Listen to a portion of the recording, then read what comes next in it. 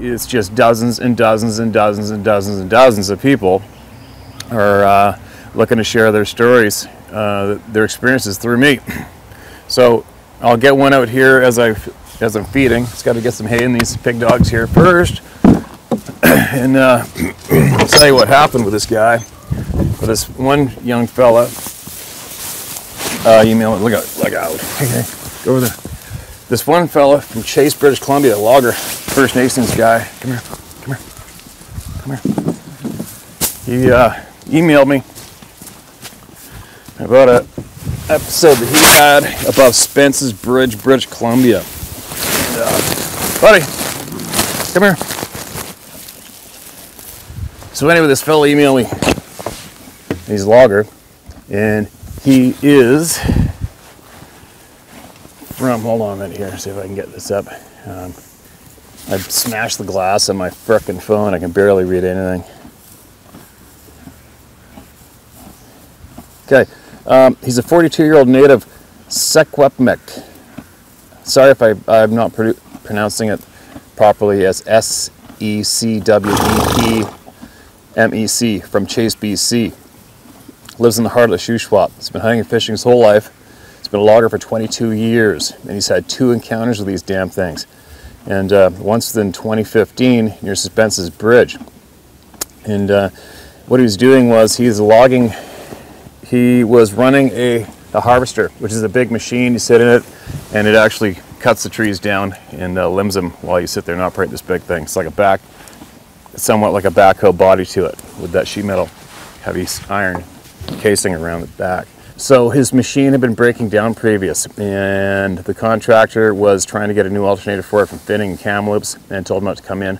And then he was about to leave, I guess, to go back home, and then he said, nope, come on back in, your machine's fixed.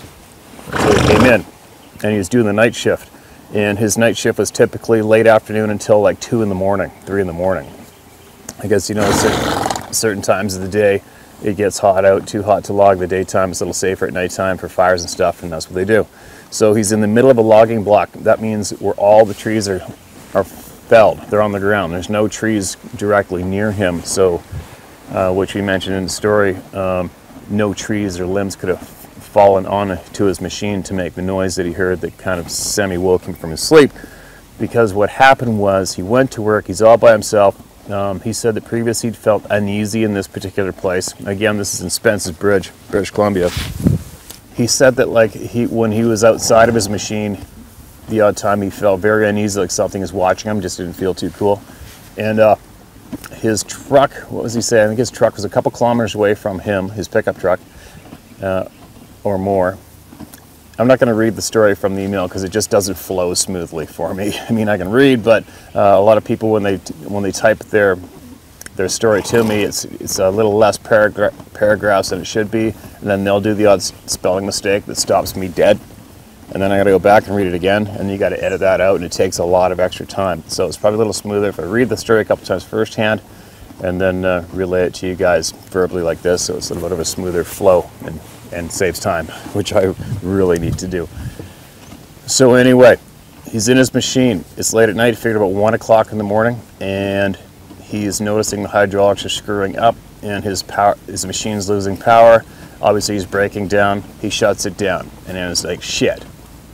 And where he was situated, he's left his flashlight in his pickup truck, which is a few kilometers away, and he said he was not about to go try to walk in the pitch black across all those felled trees. Obviously, that's freaking suicide.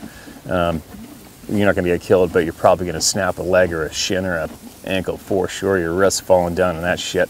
So he had no choice but to stay in his machine, try to sleep, and wait for the next crew to come in, and then catch a ride with them. So here's where the nightmare starts. And I don't envy this guy, because I've definitely been broken down in my pickup in the middle of frickin' nowhere a couple times in the past, and alone, and nothing you can do about it. It kind of sucks a little bit in a weird way. But anyway, so he's broken down his machine, his hydraulics, electricity's starting to falter. He shuts it down. Again, because he wasn't going to hike out with a flashlight across all the felled trees, he went to sleep in the cab of his machine. And I think he said it was around 1 in the morning or 2 in the morning, somewhere around there, very late. He felt and heard the unmistakable sound of something stepping up on the side of his machine. So he said it sounded like when you step up on the hood of a car and it dents in, right? With your foot. And he said the sound was similar to his own sound of his full grown man's body stepping up on that cover, but a lot louder and a lot heavier. And he said he instantly, so anyways, this sound and jolt of his machine went down, and he wasn't quite asleep yet, which actually made him freeze up, and quote, he said his blood ran cold, and he felt absolutely uneasy and was basically crapping himself, and he reached for his on the dash and pulled the lights and lit the place up. And he said this 8-foot tall, black hair covered upright thing jumped off of his machine and went ripping across the fallen tree, the logging block, till it disappeared in the timber. Now, how bad would that suck ass? Like, think about it. You're stuck in your stupid machine in the middle of nowhere, nothing you can do about it, and all of a sudden here's this thing standing on top of your machine, peering in at you through the glass from probably, what, 4 feet away, 5 feet away. And that would really, really suck. So that was an interesting story. And then I guess he said the next few hours were some of the longest hours of his entire life, because he had to sit there and wait for the next crew to come in. And as well, he's sitting there not certain what's going to happen. Is this thing going to come back out? He wasn't certain if it had just come up to look in the machine, not knowing if he was in it or not. And obviously he had to go through a few hours of extreme anxiety, which any one of us would, because that would absolutely suck. But coincidentally, just over the hill from where he was, straight shot west to the highway that goes from Lillooet to Lytton, a girlfriend of mine who lives in Lillooet grew up near Lytton. She grew up in a house on the Fraser River side of that highway. She took me there just a few weeks ago to show me where her and her girlfriend saw one of these things in the backyard. And what she said was they were sneaking a cigarette outside her bedroom window. So they're both in the bedroom window, hanging out the window somewhat at dusk, and looked across the backyard into the back forest, and said this great big huge massive brown thing was leaning against a tree, standing there basically looking back at them. And once it noticed they were staring at it, they said it started going, swaying back side to side on its feet. And then they went racing in the house to go tell their dad. The thing took off, came back out as gone, obviously. And they went out there, and there was big prints all around the base of that tree. There you go. And then another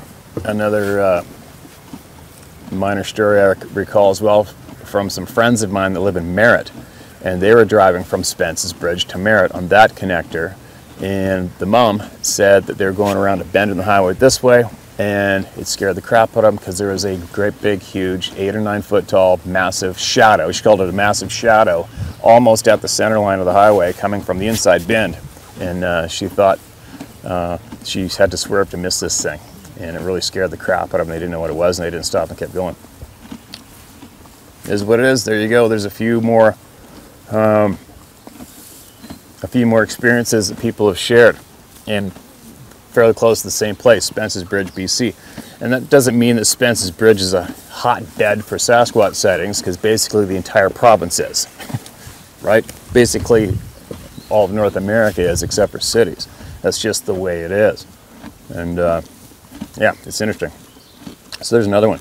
As I've been sharing all these accounts of my own and for other people, numerous Sasquatch, Bigfoot researchers have been attempting to get a hold of me and want me to call them and stuff.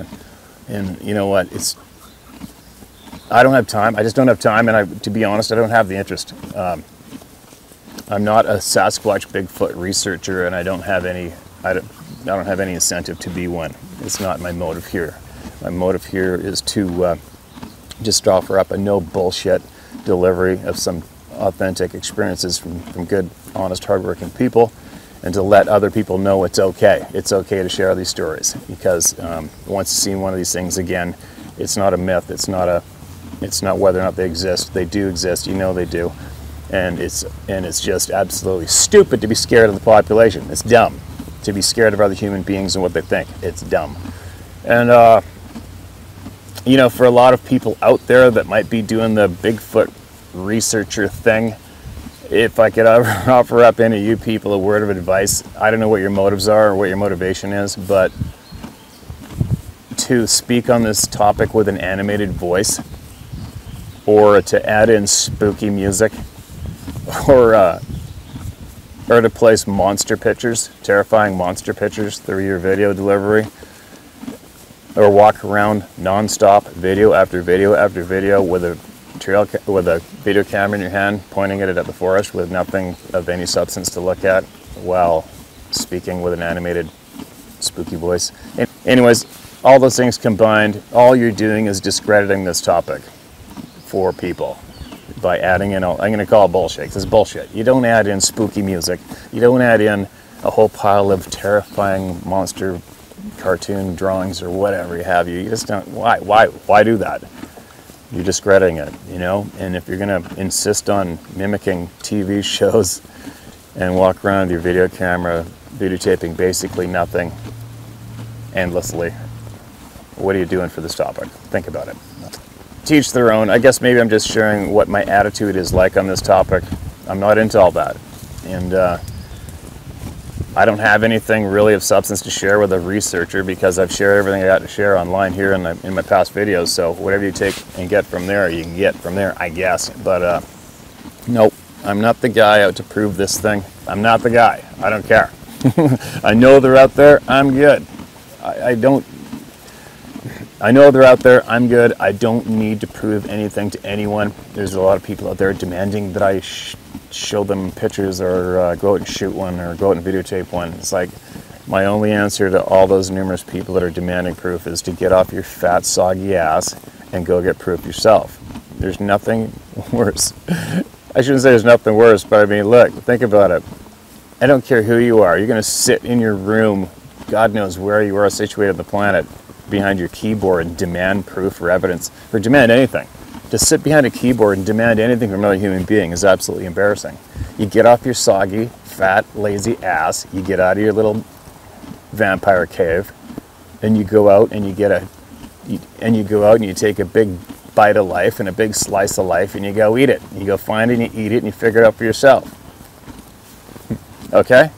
Go out and get what you need for you yourself. Don't sit there behind a keyboard and demand it from other people. All right? There you go. But anyway, got a handful of funny YouTube comments, so possibly in between getting ready to go on this trip, we might be able to pump out another one of those videos, and hopefully, possibly later on, might have time to skim through some more of those 150 plus emails people have sent me and see what kind of, if I can manage to pull off another one of those, to relay some stories from one of those people. I will. Yeah. But anyway, another thing about this guy from Chase, he as well had another encounter on a native reserve he used to live on as a boy, and he said he'd share that later on. And he also added in that now he brings gifts, food gifts or tobacco gifts and prayer to when he goes to work, to basically let these things know that he has a family, he needs to work, he needs to make a living, and to just leave him alone. He just wants to be left alone. And you know what? I can completely relate to his stance and attitude on this. I just want them to leave me alone as well, because obviously it's my life, my passion. What I do is I go into the wilds of North America, into remote places nonstop, and I enjoy it, and that's what I do. And I don't need that ruined for me. And yes, I do carry a high-powered rifle everywhere I go, and if one of these things decided it was going to have some negative attitude with me, it wouldn't end too well for them either. And I have no urge to inflict violence on these things, but and I hope they have no urge to inflict violence on me. That's not what I'm about with these things.